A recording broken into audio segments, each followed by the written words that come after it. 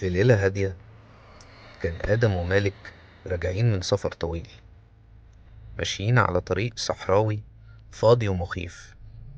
الجو كان غريب بشكل مش طبيعي، مفيش ولا عربية غيرهم على الطريق ده كله، كأنهم لوحدهم في نهاية العالم.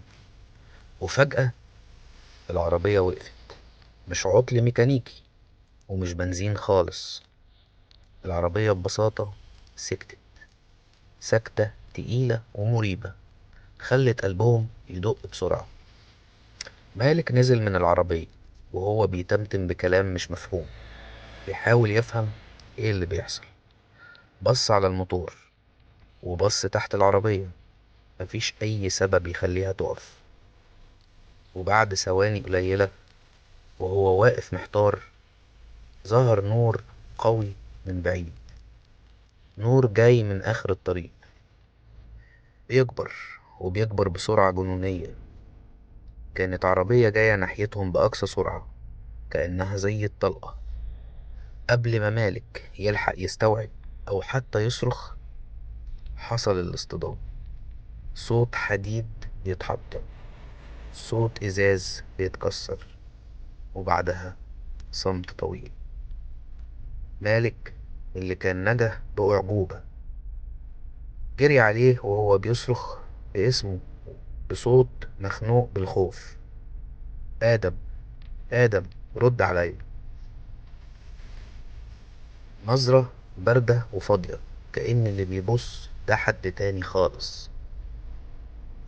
وبصوت متقطع وضعيف آدم همس وقال: انت مش انت، هو شبهك بس مش انت. الخوف بدأ يتسلل لقلب مالك بجد. مين هو ده؟ بتتكلم عن مين؟ آدم قرب وشه من وش مالك وبصوت واطي كأنه سر قال: هو جاي. وبعد الجملة الأخيرة دي نفسه اتقطع وآدم مات. مالك اتنقل للمستشفى وهو في حالة صدمة.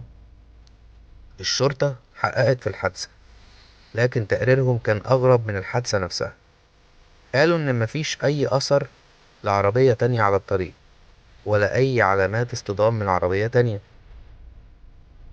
حتى كاميرات المراقبة القليلة اللي على الطريق مسجلتش أي حاجة غير عربية آدم ومالك لوحدها، كأن العربية التانية دي كانت شبح. لكن مالك كان مصر على اللي شافه، وحكى للشرطة تفصيلة مرعبة تانية. قال إن وقت ما آدم كان بيموت حس بوجود حد واقف وراه، حد أنفاسه كانت سخنة على رقبته، بس مش أنفاس بشرية. بعد دفن آدم بيوم واحد، مالك كان قاعد في بيته لوحده، يحاول يستوعب الكابوس اللي عاشه. في نص الليل سمع صوت خبط على الباب، خبط هادي ومنتظم. قلبه وقع في رجليه، قام بتردد وفتح الباب، لكن ملقاش حد. بص يمين وشمال، الشارع فاضي وضلمة. وهو بيقفل الباب لمح ورقة صغيرة مرمية على الأرض. شالها وفتحها، لقى مكتوب عليها بخط إيد شبه خط آدم بالظبط. ولقى مكتوب: هو مش هو، نفس الجملة اللي آدم قالها قبل ما يموت. الخوف خلاه يقرر يعمل حاجة يمكن يلاقي فيها أي تفسير. قرر يفتح تسجيلات الصوت اللي على موبايله من يوم الحادثة. كان بيسجل أوقات كتير من رحلته مع آدم كنوع من الذكرى. وهو بيقلب في التسجيلات لقى تسجيل اشتغل لوحده من غير ما يلمسه. في الأول سمع صوته وصوت آدم وهما بيضحكوا في العربية قبل ما تقف. بعدين صمت تاني، وفجأة سمع صوت تالت، صوت غريب ومش مفهوم، كأنه همس بلغة قديمة. وبعدين الصوت ده قال جملة واحدة بصعوبة: انت كنت معايا. في نفس الليلة دي الجيران سمعوا صوت صريخ جاي من شقة مالك، صرخة رعب وألم. وبعدها سكت كل حاجة. بلغوا الشرطة اللي وصلت بسرعة وكسرت الباب، لكن لما دخلوا ملقوش حد. الشقة كانت فاضية تماما، ولا علامات عنف ولا شجار ولا أي حاجة.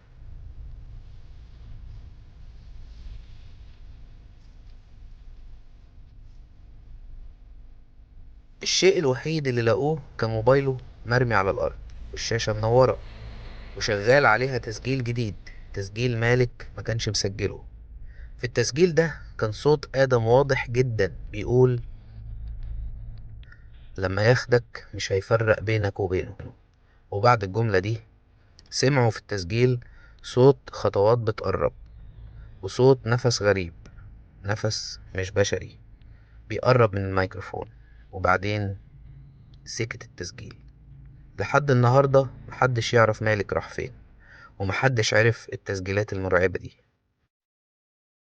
القصة فضلت لغز، والطريق الصحراوي لسه هناك بيخبي أسرار أكتر مما أي حد ممكن يتخيلها.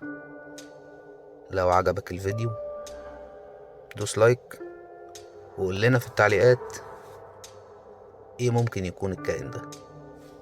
سلام.